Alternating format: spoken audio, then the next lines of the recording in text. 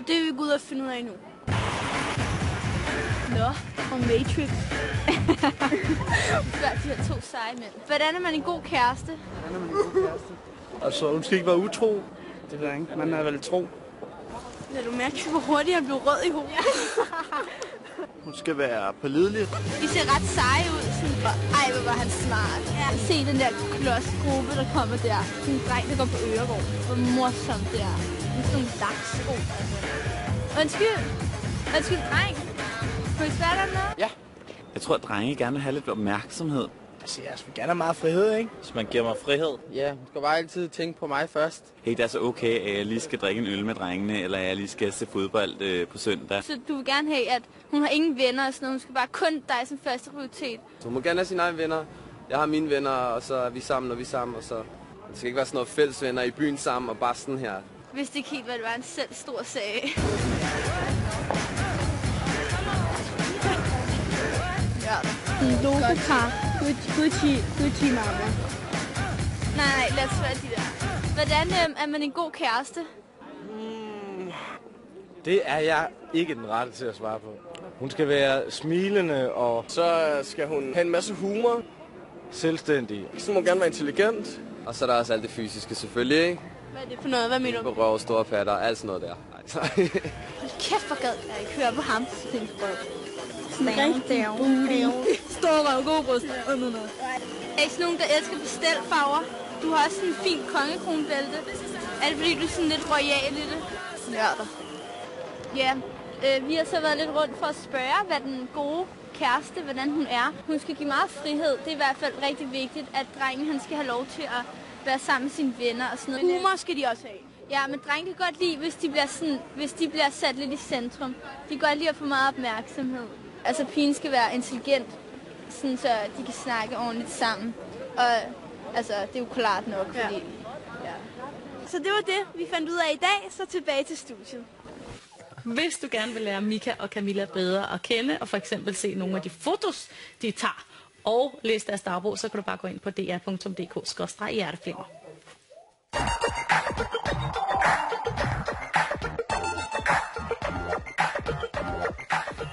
Nu har vi fået en mail mere, og den lyder sådan her.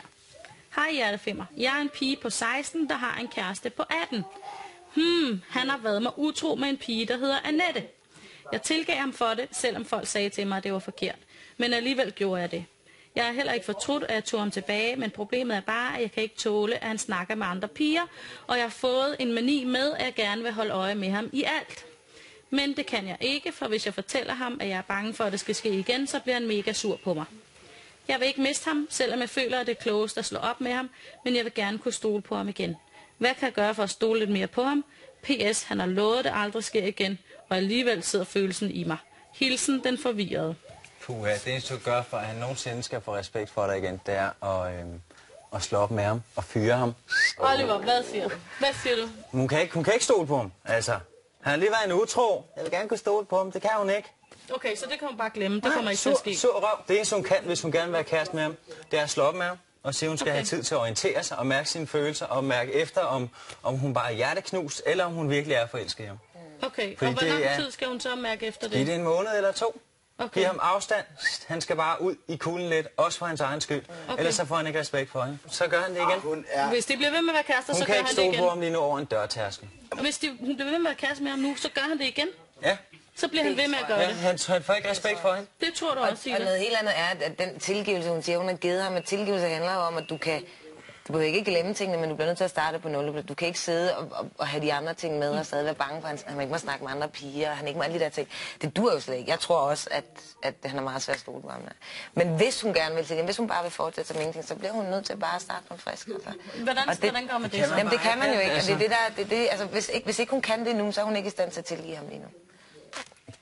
Det er rigtigt, prøv at høre, det er bare en rigtig lortedag for hende der, kan man sige. Fordi alt det, hun skriver, det fungerer bare ikke. Det gør ikke. Jeg har taget ham tilbage, jeg vil gerne være sammen med ham, men jeg stoler ikke på ham, jeg kan ikke lide at snakke med andre piger, bla bla bla. Prøv at lille skat, du er 16 år, videre. Du skal bare derude, ud over stepperne med 120 timer, fuck ham. Lige inden da, der skal hun måske lige model til at sige, ved du hvad, kammerat, du er så lousy. at du slet ikke fatter det. Og jeg fatter slet ikke, hvorfor jeg tog dig tilbage, fordi det fungerer slet ikke. Nu må du videre, Marker, fordi mor, hun skal i byen. Yeah! Altså, man kan jo ikke være i sådan en forhold. Det er ikke sjovt, og det er ikke godt, og det er ikke det, hun havde før heller. De har aldrig fået det tilbage igen. Det kan de aldrig få tilbage igen. Nej, det er slut jo. Der har jeg brugt en tillid, og det tror jeg bare, det er bedst, der kommer ud. Tror du, at hvis det nu er, hun gør, som Oliver siger, med at slå op med ham og lige tænke over det 2 måneder, tror du så, der kommer et eller andet tidspunkt, hvor hun kan tilgive ham fuldstændig og tage ham tilbage? Jeg ved det ikke, men det er i hvert fald op til ham at overbevise hende. Skal vi sige. Det er ikke hende, der skal gå rundt og lægge ordene i munden på ham og prøve at være. Det lyder ikke som om, det lyder som om, han bare bliver irriteret, når hun ligesom nævner det. Han skal virkelig, virkelig det, man kan håbe på, det er, at han vil gå rundt i hjertesorg i en måned, ikke? Så kan det godt være, at han bare har dummet sig. Altså, drengen er ung, ikke? Jeg siger jo ikke, altså... Men det kræver en pause. Hun vil jo gerne være kæreste med ham, så det bliver da vildt svært, hvis hun skal gå fra ham, ikke? Det er noget med nogle gode veninder. Det skal hun. Altså, okay. Det er simpelthen noget kæreste, så det skal vi igennem. Der er ikke rigtig noget at gøre. Okay. Det gør ondt. Men det andet gør mere ondt i længden. Det gør mere ondt at blive, tror jeg. Hjælper det at hævne sig? Nej. Det gør bare ondt. Altså. Har du prøvet det, Oliver? Ja, jeg har hævnet mig. Hvordan? Hvordan? Nå, men det var lidt det samme. Altså, der nappede jeg bare nogle af hendes veninder, og så var det ligesom det. Hjælp det at hævne dig på den? Nej, ikke for mig. Altså, jeg følte mig som en luder til sidst, og havde det skidt, og lå og græd nøgen på en kold regnvandsdag ude på landet. Jeg skal lige sige noget til hende, pige. Kære forvirrede pige, nu skal du høre. Det bliver sgu aldrig det samme igen med ham der fyren. Og det er nok noget med, at hvis du vil have nogen som helst chance for at få ham tilbage, eller få noget som helst kæresteforhold med ham igen, så skal du slå op med ham på stedet. Det er der fuldstændig enighed om herinde. Jeg tror aldrig nogensinde, at du kan stole på ham igen. Jeg kan ikke se, hvorfor du skulle. Han har jo været der utro en gang, så gør han det nok igen. Han er det ikke rigtigt? Det kan være, han har gjort en fejl. Man kan også sige, hvis hun er hurtig til at svare på sms'er, så kan hun jo få ham den anden. Ja. Det var ikke helt dumt. Det bliver nok rigtig forfærdeligt for dig, men ikke lige så forfærdeligt som at finde ud af igen og igen, at han har været der utro, som han nok kommer til at være. Fordi hvis du ikke slår op med ham, så har han ikke nogen respekt for dig. Så jeg håber, du kan bruge de her råd til noget. Synk den med 40 kopper Earl Grey te, så forsvinder den.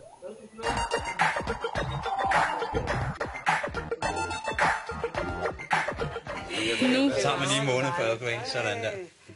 Jeg skal lige sige noget nu, hvis I lige vil tie stille. Nu skal vi tilbage til Mathias, som skal lige til at sige det med blomster til Josefine.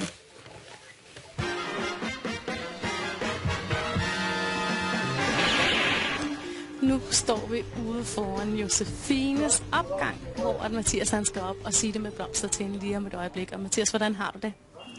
Lidt nervøs. Det bliver meget sjovt at se. Hvad har du præcis tænkt dig at sige til Josefine nu? At jeg godt kan lide hende.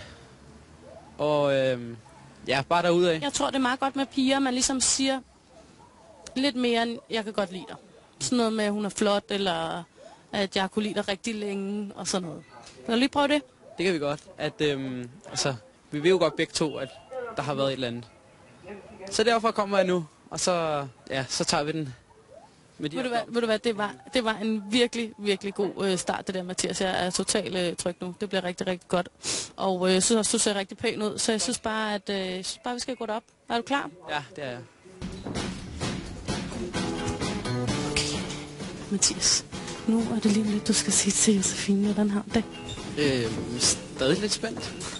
Okay. Og lige her. Nej, det er næste gang. Det er næste gang. Det er næste gang, okay. Okay, godt, Mathias, så kan du godt... Ja. Så kører vi. Jeg skal nok starte. Du starter? Ja. Skal vi spørge efter Josefine, selvfølgelig. Ja. Hej. Er du Josefine?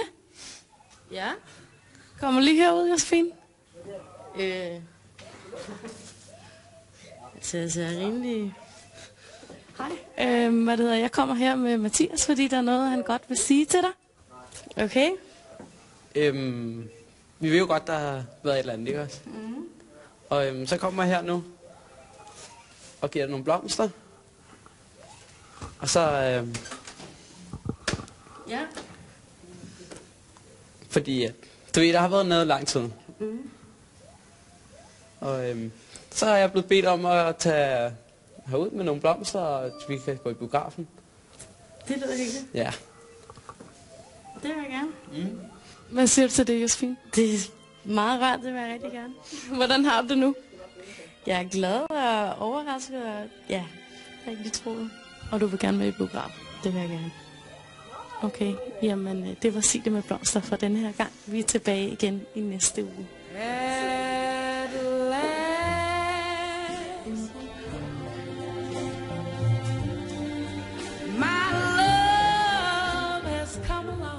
Nå, græder du, Oliver? Lidt. Ikke så meget bare. Det gik da fint. Det klarede han da flot. Det var godt. Hun er sød, altså. Hun... Du er helt færdig. Det var helt shakes, altså. Nå, tusind tak, fordi I ville være kærlighedspanel i dag. Selv tak. Tak. Det var rigtig hyggeligt. Det er godt. Det var lidt rodet, men jeg håber at de kunne bruge vores fantastiske loves answers to something. Satan. Jeg siger lige noget, ikke? Så snakker vi mere om dine love answers bagefter. Hvis du har en ven, der har brug for hjælp til at få det sagt, eller hvis du bare har et kærlighedsspørgsmål, som du godt vil have kærlighedspanel til at svare på, så skal du gå ind på dr.dk/hjerteflimmer. Ja, der kan du gøre det hele inden for den hjemmeside. Du kan også læse om Mika og Camilla og alting og se gamle programmer og sådan noget. Vi ses igen i næste uge.